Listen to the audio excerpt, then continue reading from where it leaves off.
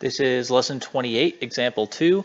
So we're given a cantilever beam that has a uniform distributed load of 125 pounds per foot. It has a single point load of 300 pounds, 7 feet out from the wall, and then it gives us the cross section of the beam as our typical I-beam shape, 10 inches by 2 inches. Tells us it's made of A36 steel, with a modulus of elasticity of 29 times 10 to the 6th psi. And then it asks us to find the maximum moment, the maximum stress, and the maximum deflection for the beam. So this is what's called a superposition problem. So the way we're going to do this is we're going to solve for the maximum moment, stress, and deflection due to the uniform distributed load. Then we're going to solve for the maximum moment, stress, and deflection due to the point load. And then the overall maximum moment, stress, and deflection will be the summation of the effect from the point load and the uniform distributed load. So that's kind of what you're going to see throughout the course of this problem. So two things we have to do first. So I'm going to go ahead and convert everything from feet to inches so that we have one consistent unit set.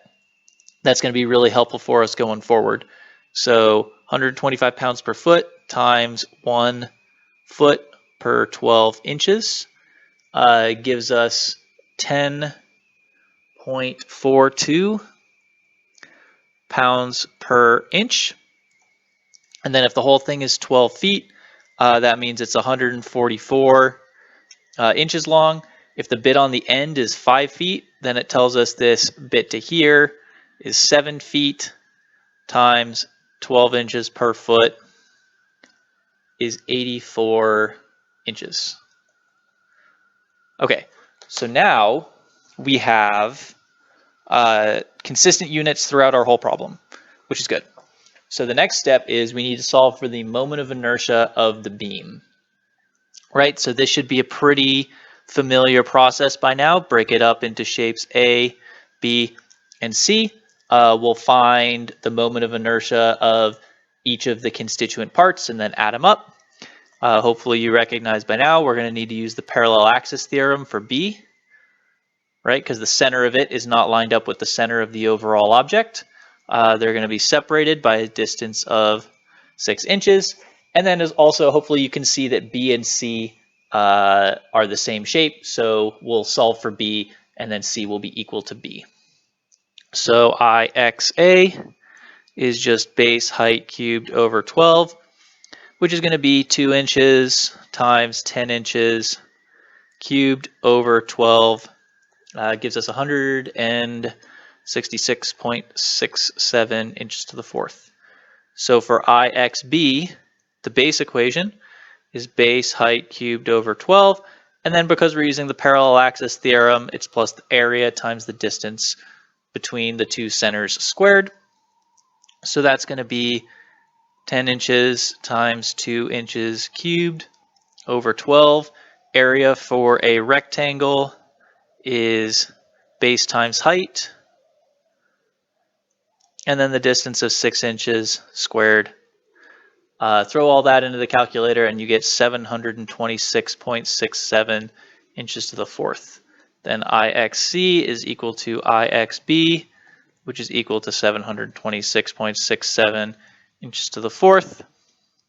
And then IX equals, I'm going to run out of room if I do it that way. IXA plus IXB plus IXC.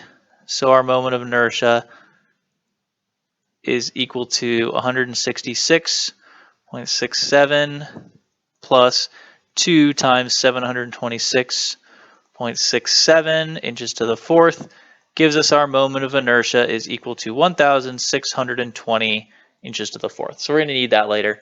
So we have that. Okay, so next up, we're going to solve for our uniform distributed load. Okay, so the way we're going to need to do this, you're going to have to open up the NDS Beam Formulas PDF. So if you don't have that open, go open it right now. All right, So the uniform distributed load is figure 12 from the NDS beam formulas. Okay, and if we just look at those formulas, it tells us that the max moment is equal to WL squared over 2. And it tells us that the max moment is at the fixed end. Okay? So if we look at the picture and compare it to our picture, we can see that W is our distributed load value. So that's our 10.42 pounds per inch. L is the total length of our beam. So 144 inches squared, all of our 2, gives us a maximum moment of 108,000 inch-pounds. All right, so next up we need the max bending stress. So bending stress is equal to max moment times C over I.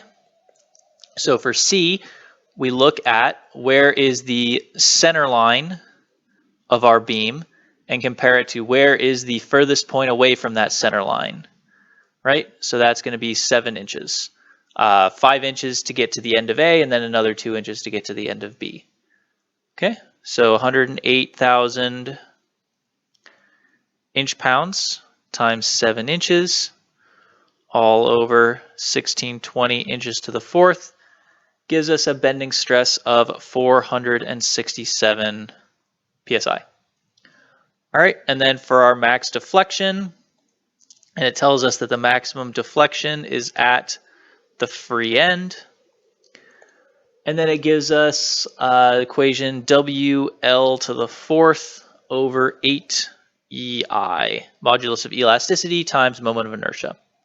So again, plug in 10.42 pounds per inch times L, 144 inches squared, all divided by 8 times the modulus of elasticity, 29 times 10 to the 6th psi, times the moment of inertia, 1,620 inches to the fourth. Multiply all of those together and we get 0.012 inches. So that is the max moment, bending stress, and deflection due to the uniform distributed load. So next up, we need to find all 3 of those things for the point load. So we go back to our NDS beam formulas, and if we look at figure 14, we have cantilever beam concentrated load at any point, and the picture looks exactly like our picture for that point load. So we go ahead and grab the equations. We have that the max moment, and it also tells us that that is at the fixed end, that'll be important later, is equal to P times B. And if we look at the picture for figure 14, P is the amount of the load and B is the distance between the load and the wall.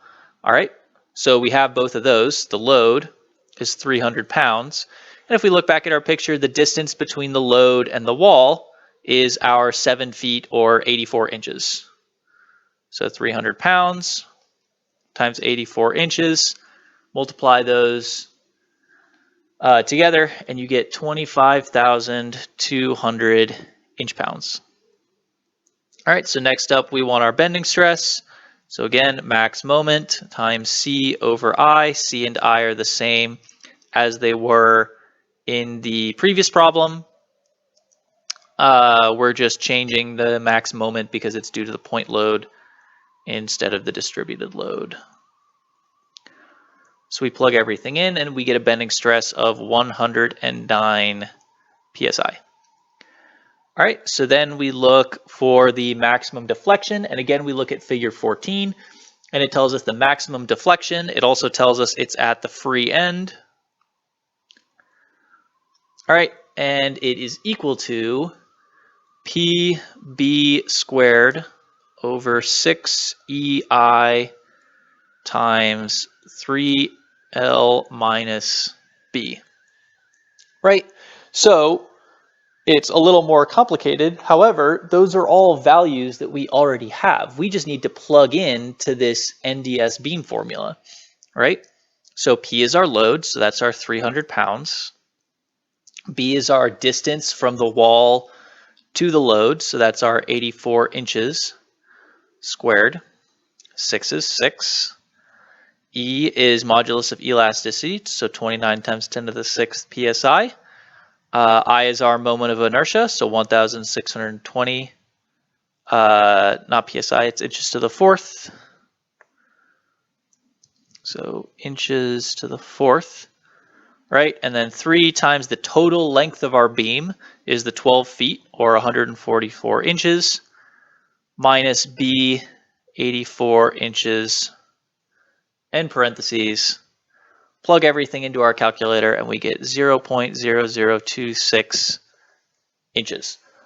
So hopefully you can see why we changed everything to be consistent units of inches, right? So going through this, if we left all of those distances in feet, this would have been in feet, this would have been in PSI, this would have been in inches to the 4th. We would have needed a bunch of conversions there. Also, this would have been in feet, so that would have been confusing.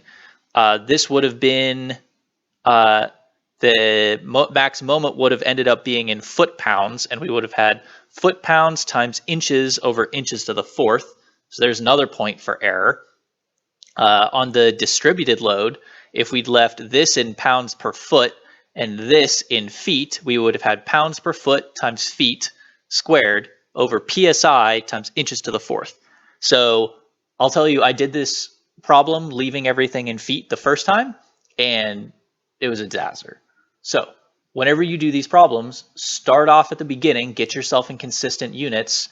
You will save yourself a lot of heartache with trying to do unit conversions in the middle of pulling all these equations off the NDS sheet.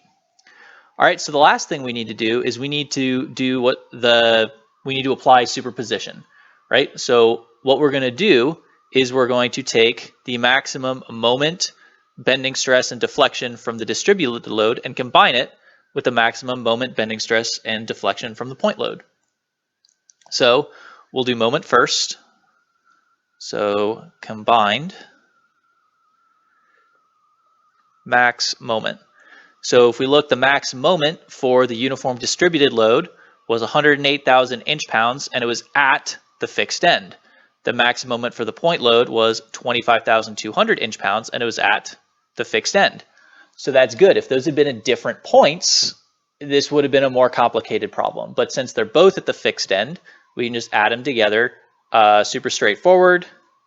108,000 inch-pounds plus 25,200 inch-pounds